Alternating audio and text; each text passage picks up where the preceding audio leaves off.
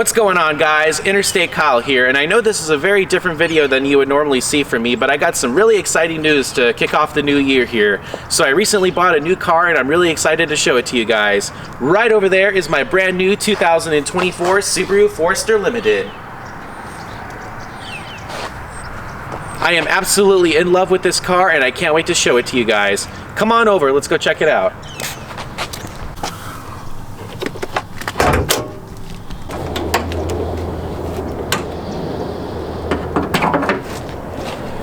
Alright, and here's what's under the hood of my brand new 2024 Subaru Forester.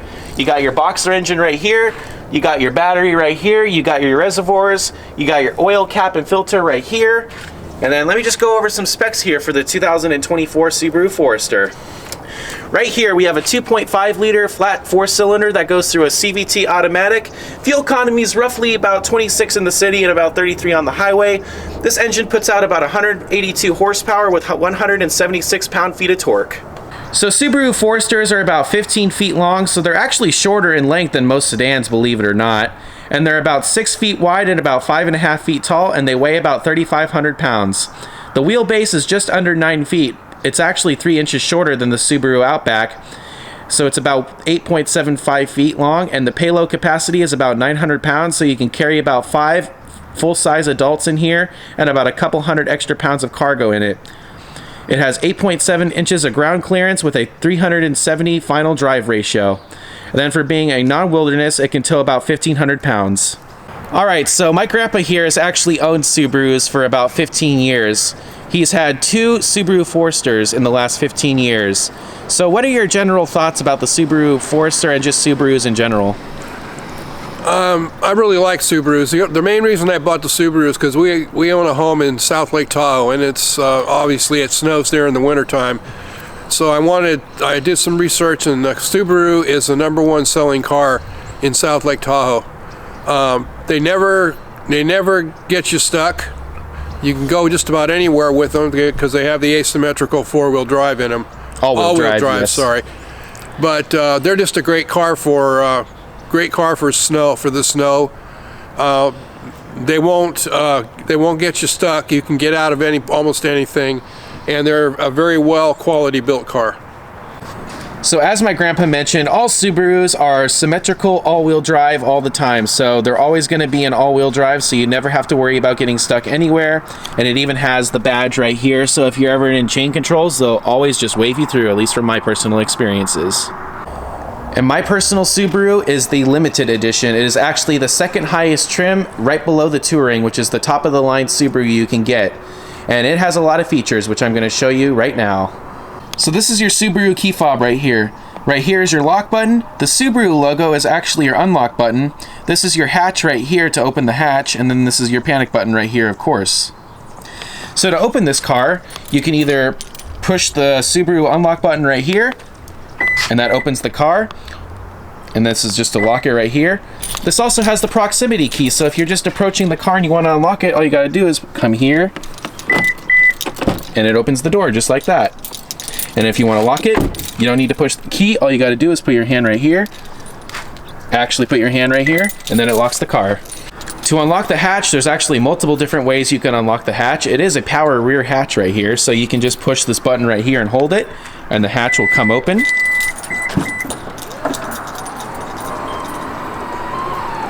Just like that. Then you can also close the hatch right here just normally, or you can close it and lock it. Right now we'll just close it because I want to show you other ways you can unlock the hatch.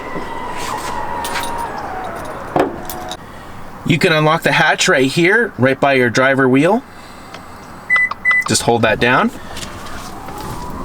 And you can see the hatch opening right there in the mirror. And just like how you can unlock the hatch right here, you can also just hold it and close it. Then you can see it closing right behind me over there. The third way you can unlock the hatch is just by pushing this button right underneath the backup camera button, which is right there. You can just push this button and watch out as it opens up. And this time we're actually going to close and lock the hatch.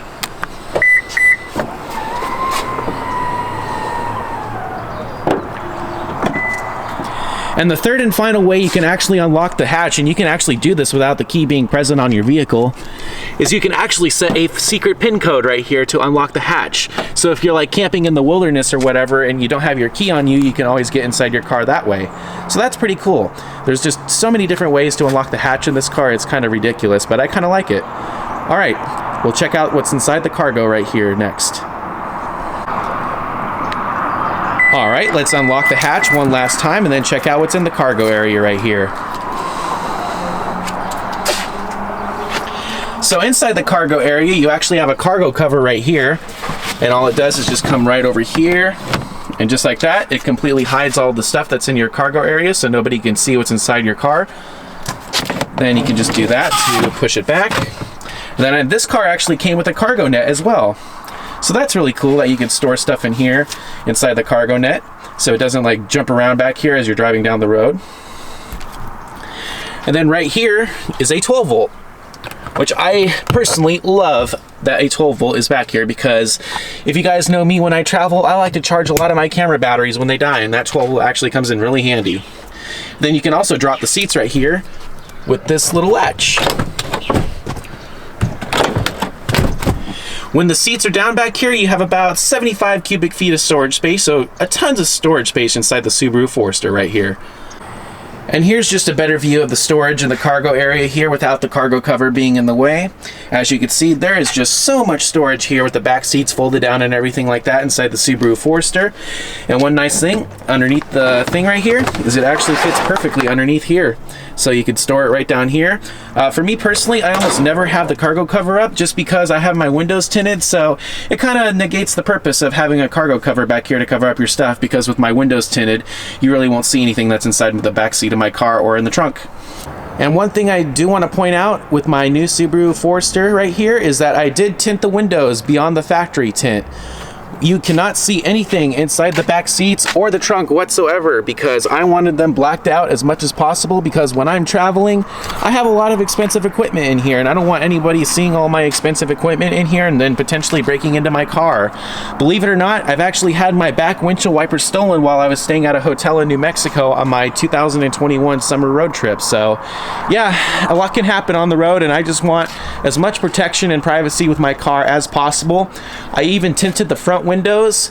In California, these are technically illegal, but I wanted them a little bit darker than what California allows. So I'll let you guys know if I end up getting pulled over or get a ticket for these tinted windows. But from what I've been told, none of my friends have gotten pulled over or really had any issues with their front windows being tinted as much as mine, or even darker. So we'll see how that goes.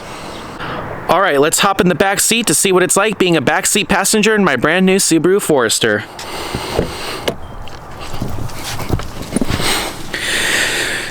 So back here, as you can see, I have about a hand's length of room between me and the front driver's seat, so I do have plenty of leg room back here to move my legs around if I want to like be more comfortable back here and I don't feel too claustrophobic. I also do have these pockets back here on both seats on both sides, so that's really nice for extra storage.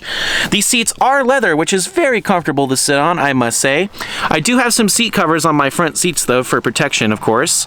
And then back here, you don't have to worry about missing out on any of the heating or air conditioning from the car, because you do have back vents. And if you need to charge your phone, I do have dual USBs back here, so that's really nice. One thing I also have is a cup holder armrest right here in the center seat. You can pull that down very easily if you just want to rest your arm, and you also have, like I said, do have the cup holders here. Although one thing I will say is that these should be probably rotated 90 degrees, because if you're resting your arm right here, you're kind of getting in the way of your drink. So yeah, maybe tilt those 90 degrees so that way they're this way and you don't have to worry about like resting your arm on top of your drink or something like that. Just a little thought, but yeah. And anyways, visibility back here with the moonroof open is fantastic. I mean, this roof goes all the way back to the back seat back here. And then of course you do have LED lighting, of course, with this option package right here that I have in this car. So yeah, it is a good time even being a backseat passenger back here, I must say. And I'm kind of waving to myself in the mirror right there, so hello self. All right, let's see what it's like being a front seat passenger here in my brand new car. I I do have the seat all the way back, and as you can see, I have a little bit more than a hand's length away from between me and the glove box, so that's really nice. There's just plenty of room up here. Of course, visibility is amazing, as always, as it should be in these mid-sized SUVs. And then right here, I do get a little bit of the fake carbon fiber like print right here, and then of course I got a chrome door handle and everything like that. I do have automatic doors right here, or windows, excuse me, for the passenger seat, so that's really cool. And yeah, you just have ginormous windows in this car, so visibility is definitely not an issue whatsoever in the Subaru Forester. And then if I want to check myself out here as a front passenger, I do have a nice mirror with a light right here, and I can also extend this right here so I can get more coverage if I'm in the sun or anything like that, so that's really nice. All right, let's hop there in the driver's seat and see what this car is all about. One thing I do want to point out here about the driver's seat is that it does have a 10-way power adjustable seat, so you can definitely feel really comfortable, especially on a long road trip in this vehicle. And you guys know I love to take long road trips, and this is my go-to car for taking a road trip in. All right, and then here is the gauge cluster right here. You can't see anything right now because the car is obviously turned off, but down here you do have multiple controls for various different things. Right here is just to open the hatch, and my car actually comes with steering responsive headlights, so if you just push that, it actually turns it off, but I don't know why you would turn that feature off because it's such an awesome feature in this car. Right here you can actually set the memory to hatch, so if like you're parking your car in a garage or something like that and you don't want it to open to a certain height, you can set it to a certain height right there so it won't like hit the roof of your garage or anything like that. Right here is just to turn up the dimming or turn up the brightness on your gauge clusters and stuff like that. Right here is just more stability control like in weather conditions. And then my camera will focus, there we go. And then right here is the auto start stop feature, which is kind of annoying. I personally don't like it, but most new cars have it these days, so I kind of understand why they have it, but you can turn that off with just a push of that button right there. And then of course right there is your blind spot detection right here, which of course the mirrors in this car do have blind spot detection, and they also auto dim along with this mirror right here, although with my tinted windows in the back it is almost impossible to see out the back window with this mirror, so that's pretty interesting, I guess. Makes for fun night driving though, I can tell you that much. Right here you do have your push button start, so it is completely keyless, which is really nice. Right here you have your climate control system, and this car does come with automatic climate control, so the passenger can have a different temperature blowing out this side of the vents over here than the driver, which is really nice, especially if you have those passengers that like it a little bit colder or warmer on their side versus the whole car as a whole. And then right here you have your electronic parking brake, your auto vehicle hold, your dual function X mode, which is just basically changes how the car drives in various conditions such as mud, snow, or deep snow. And this mode is really awesome and really comes into helpful situations, especially if you're driving up in the snow in the mountains and stuff like that. And then of course you have your heated seats right here, your cup holders, your CD tray, I guess, which is kind of funny because the 2024 model year is actually the first year in the Subaru Forester that doesn't have a CD player. So that's pretty interesting, yeah. I know CD players really haven't been a thing in most cars as of late because obviously CDs are kind of going out of style, but the Subaru Forester was actually one of the longest tenured cars to actually have a CD player going into the 2020s, but like I said, the 2024 model year doesn't have a CD player for the first time, so yeah, that's kind of something, I guess. All right, let's turn this car on. You got to put your foot on the brake and then push the button right here and it fires up to life.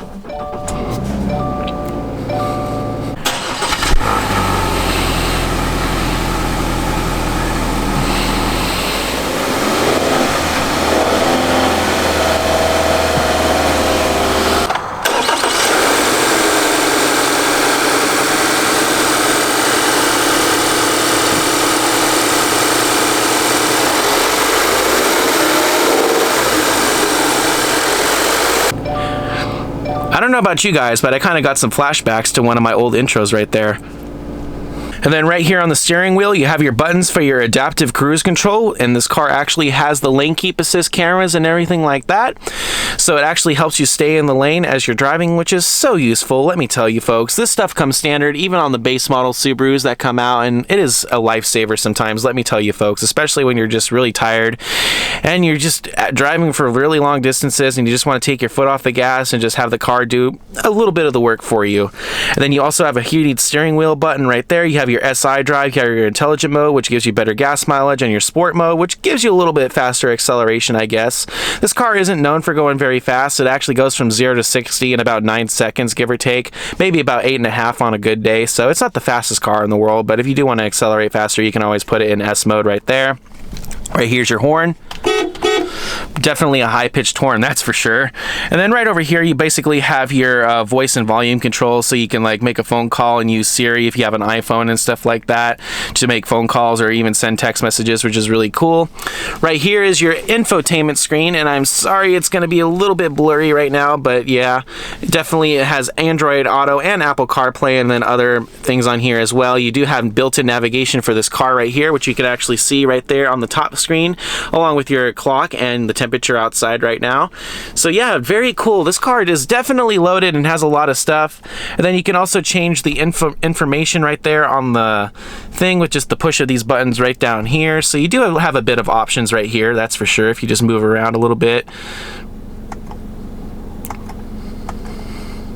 You even get your tire pressure monitoring right there and everything, so that's pretty cool. And then this info button right here basically changes what's going on up here. Just gives you even more information. Wow, I even have an analog clock in this car. Who knew, right?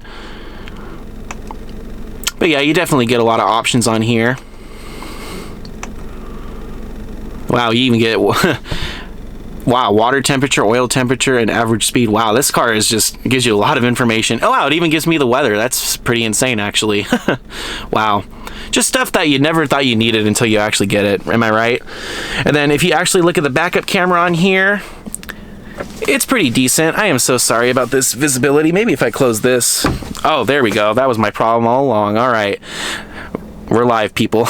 Anyways, but yeah, this car does have an additional feature that's added onto it, which is the reverse automatic braking, which is really nice. If you're like backing up and someone comes into your line of sight, the car will basically brake for you, and so you don't like hit another car or a pedestrian or something like that, which is really nice. And then honestly, this camera quality is amazing on this backup camera. And this is about an 8-inch touchscreen right here, so it is one of the bigger touchscreens that Subaru offers, of course. And then right up here, you do have your controls for your eyesight cameras right here, as well as your panoramic moonroof. And let's open that right now and check out our visibility. So yeah, this visibility here with this moonroof goes all the way to the back seat. It is just absolutely ridiculous. Out of all of the Subaru models, the Subaru Forester definitely has the largest moonroof, that is for sure. And man, what a beautiful day it is, even though it's a little bit overcast, but it's still a beautiful day nonetheless. And another thing I want to say about the 2024 Subaru Forester is that the 2024 model year is the last year of the 5th generation of Subaru Forester. The 2025 model will be the first year of the 6th generation, so it's going to go through a complete new redesign and everything like that. But yeah, I just love everything about Subarus, and I can't wait to see where this car is going to take me in the future. And I can't wait for you guys to come along with me. This car is going to be going on many adventures here very soon once we start getting into the summer season, I can promise you that. And look at this awesome view of the car right here with the sun coming out now. And in case you were wondering, this is the metallic gray color of the Subaru Forester right here. Alright, so you did mention that you have a base model Subaru Forester, and obviously mine is a much higher trim level than yours. What are some of the features about my car that you like that maybe that you wish you had in your car, or do you like your car the way it is? Well, I like my car the way it is, but some of the features, the main features are the in your car that mine doesn't have are the safety features, which is the I forget what you call it, where you know the blind spot monitoring. Yeah, the blind spot monitoring and all that stuff. And the lane keep assist cameras and everything. Yeah, that's all really good stuff. I wish I had that in mine, but they didn't. I don't think they had it yet. At least not my model line. Yeah. And obviously, you haven't driven my car that much, but obviously, you like my car, right? Obviously. Oh yeah, I like it a lot. It's really nice. It's a beautiful car. I mean, it's got everything in it. I mean, I really like the sunroof that they have in this Forester. It's a lot bigger than the one you had in your other car. It's really nice. Yep. No, overall, it's it's really a great car. I mean, it's got just about everything in it. So. Yep. All right, is there any final thoughts that you want to say about the Subaru Forester, or Subarus in general, or my car specifically? No, I just think any model Subaru that you buy is going to be a good car for you. We're partial to the Forester because it's really a versatile car. It'll do anything you want it to do, and as long as you maintain them and do the maintenance on them, oil changes, tire rotations, etc., you'll get 300,000 miles out of these cars. Yep. Because they don't have timing belts in them. They have timing chains, so you never have to worry about changing out the timing belt at 100,000 miles. Yep. That's one good feature about it. They were smart about that, and I really like where they have the oil filter. You can get right to the oil filter on these. It's right up on top of the engine, not underneath where you have to crawl around. So they've done a good job with these cars. Yep. All right. I want to thank you all so much for watching this video, and we will see you in the next one. Happy New Year, everybody.